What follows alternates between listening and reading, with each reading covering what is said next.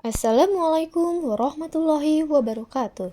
Perkenalkan, nama saya Lilis Sulistiani dengan NIM 2331455.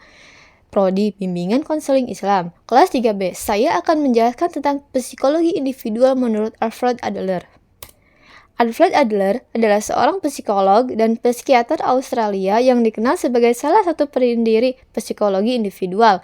Ia awalnya berkolaborasi dengan Sigmund Freud namun kemudian memisahkan diri karena perbedaan pandangan. Adler mengembangkan pendekatan unik yang dikenal sebagai psikologi individual atau individual psikologi. Teorinya menekankan pentingnya faktor sosial dalam pembentukan kepribadian dan perilaku manusia.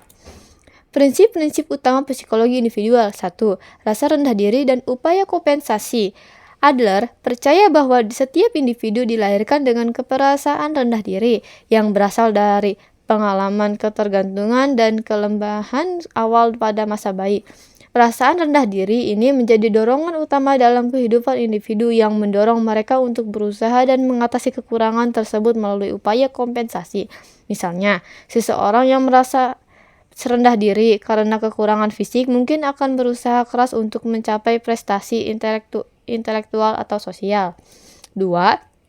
Kesadaran sosial dan minat sosial. Salah satu konsep kunci dalam teori Adler adalah pentingnya kesadaran sosial dan minat sosial. Adler menekankan bahwa manusia adalah makhluk sosial yang memiliki kebutuhan mendasar untuk berhubungan dengan orang lain. Minat sosial mencakup rasa empati, kerjasama, dan kontribusi positif terhadap masyarakat. Menurut Adler, keberhasilan individu dalam hidup sangat bergantung pada kemampuan mereka untuk mengembangkan dan mempraktikkan minat sosial. 3. Gaya hidup. Adler menggambarkan gaya hidup sebagai pola unik dari sikap, keyakinan, dan perilaku individu yang terbentuk sejak usia dini. Gaya hidup mencerminkan cara individu dalam mengatasi rasa rendah diri dan mencapai tujuan mereka. Setiap orang memiliki gaya hidup yang berbeda-beda, yang dipengaruhi oleh pengalaman awal, lingkungan keluarga, dan interaksi sosial. Misalnya, seseorang dengan gaya hidup yang optimis mungkin melihat tantangan sebagai peluang, sementara orang yang dengan gaya hidup dan pesimis mungkin melihatnya sebagai hambatan. 4. Tujuan fiksional.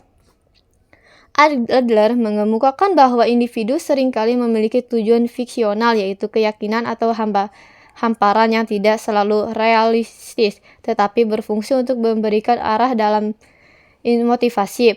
Tujuan fiksional ini membantu individu dalam merencanakan dan mengarahkan tindakan mereka, meskipun tujuan tersebut mungkin tidak pernah sepenuhnya tercapai. Misalnya, seseorang yang bercita-cita menjadi yang terbaik dalam suatu bidang mungkin tidak pernah mencapai kemampuan terhadap keyakinan tersebut mendorong mereka untuk terus berusaha dan berkembang.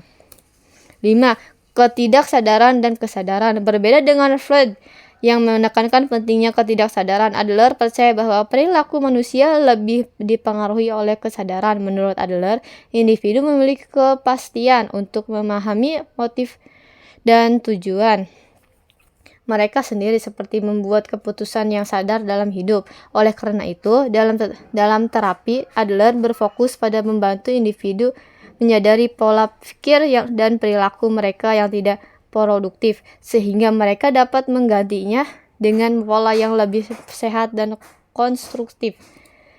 Aplikasi psikologi individual. Teori Adler memiliki aplikasi yang luas dalam berbagai bidang, termasuk terapi, pendidikan, dan pengembangan diri. Dalam terapi pendekatan, Adler berfokus pada membantu klien mengidentifikasi dan mengubah gaya hidup yang tidak sehat, mengembangkan minat sosial, dan mencapai tujuan yang lebih realitas. Di bidang pendidikan, prinsip-prinsip Adler digunakan untuk menciptakan lingkungan belajar yang mendukung, di mana siswa merasa dihargai dan termotivasi untuk belajar. Selain itu, teori Adler juga digunakan dalam program pengembangan diri dan kepemimpinan untuk membantu individu mengatasi rasa rendah diri dan mencapai potensi penuh ke mereka. Psikologi individual yang dikembangkan oleh Alfred Adler menawarkan perspektif yang unik tentang kepribadian dan perilaku manusia dengan menekankan pentingnya faktor sosial, kesadaran, dan tujuan individu. Adler memberikan landasan yang kuat untuk memahami dan membantu individu dalam mencapai kesejahteraan dan kesuksesan. Pendekatan holistik dan humanistik Adler tetap relevan dan berpengaruh dalam psikologi modern, memberikan wawasan yang mendalam tentang bagaimana kita dapat mengembangkan potensi kita dan berkontribusi positif terhadap masyarakat. Oke, sekian dari saya. Terima kasih semuanya. Jika ada yang kesalahan dalam video ini, harap dimaklumi. Wassalamualaikum warahmatullahi wabarakatuh.